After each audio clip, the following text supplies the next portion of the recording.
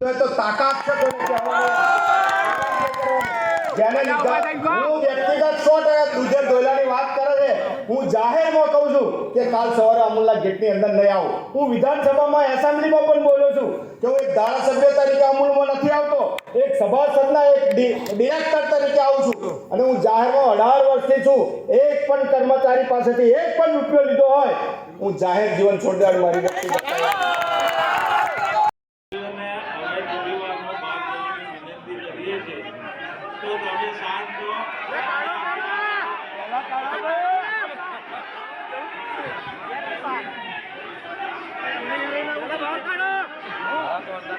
ફરીથી વિનંતી કરું છું કે 12 વર્ષની સાથે આપણે જે ના મંજૂર કરવાનું છે મંજૂર કરીશું, ના મંજૂર કરીશું, પણ આપણે બધા પહેલાં સાંભળીએ. દરેકને ફરીથી વિનંતી કરું છું કે પોતપોતાની જગ્યાએ બધા બેસી જાય. બધા બેસો, શાંતિથી બેસો. તમારો જે 11 નો પ્રોબ્લેમ છે એ અમે રદ કરીએ છીએ, બરાબર? આગળનું કામ કાર્યવાહી ચાલુ કરીએ.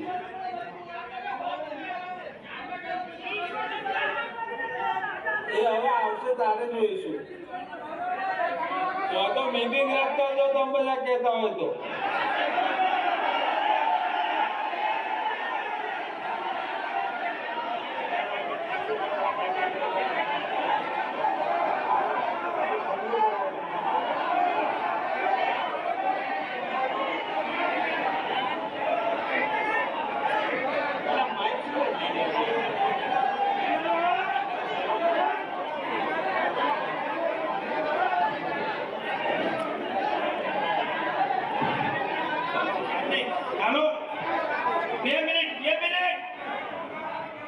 તમામ ચેરમેન શ્રીઓને વિનંતી કરું છું કે બોર્ડના ચેરમેન, વાઇસ ચેરમેન આપણને ધમકી અલગ તમામ ના કરો દે, બંધ કરી દે, કરી દો.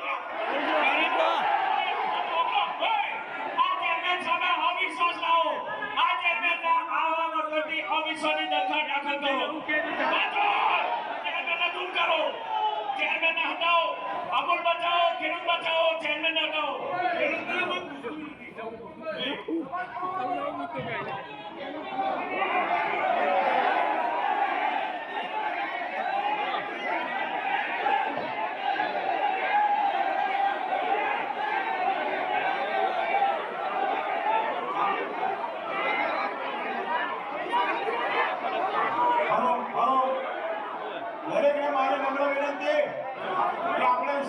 શાંતિથી સભા સાંભળીએ.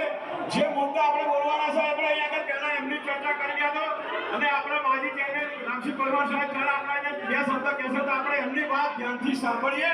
પછી આપણે જે રજૂઆત છે આપણે બધા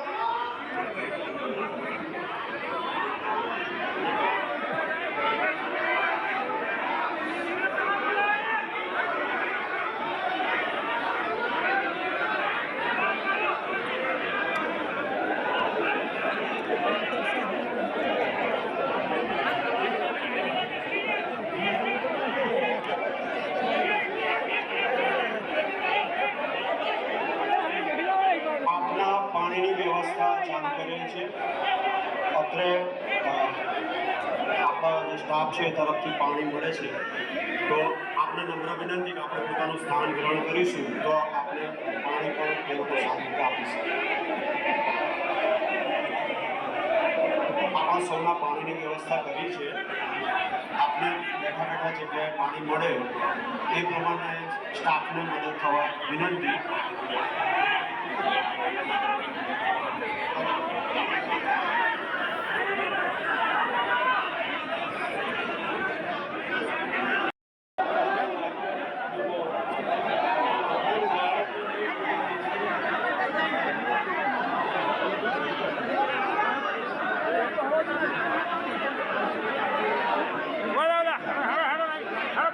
ફરી બે જણને બોલાવજો કે હેલો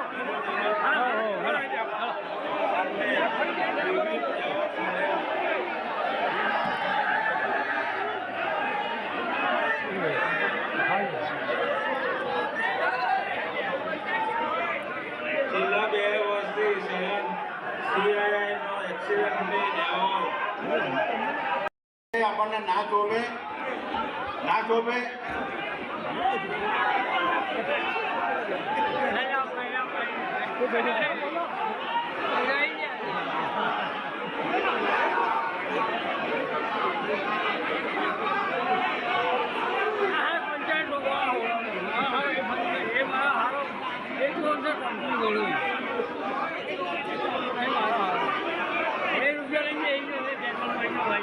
બંધ કરો. એક મિનિટ જ્યારે બોર્ડ ઉપર રાજેન્દ્રસિંહ પરમાર એક પણ કર્મચારી પાસે રૂપિયો લીધો હોય તો તાકાત છે કોઈને કહેવાની જેને લીધા હું વ્યક્તિગત 100% દૂધે દોયલાની વાત કરે છે. હું જાહેરમાં કહું છું કે કાલ સવારે અમૂલના ગેટની અંદર નહીં આવું. હું વિધાનસભામાં એસેમ્બલીમાં પણ બોલ્યો છું કે હું એક ધારાસભ્ય તરીકે અમૂલમાં નથી આવતો, એક સભાસદના એક ડિરેક્ટર તરીકે આવું છું. અને હું જાહેરમાં 18 વર્ષથી છું. એક પણ કર્મચારી પાસેથી એક પણ રૂપિયો લીધો હોય હું જાહેર જીવન છોડી દેવાની મારી વ્યક્તિગત તૈયારી. બોલો અમરભાઈ જેવું બોલી શકતો તો બોલો.